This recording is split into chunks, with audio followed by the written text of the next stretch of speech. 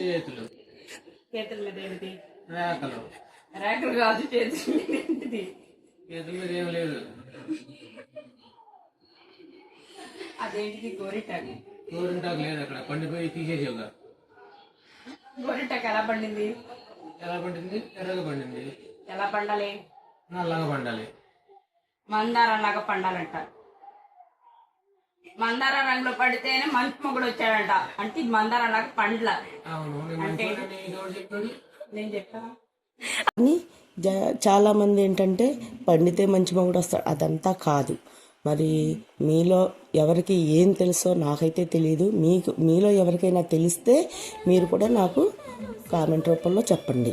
కానీ మీరు కూడా అందరూ గోరింటాకు పెట్టుకోండి. నేను మా పిల్లలందరికీ పెట్టాను. తాళి కట్టే వేళలో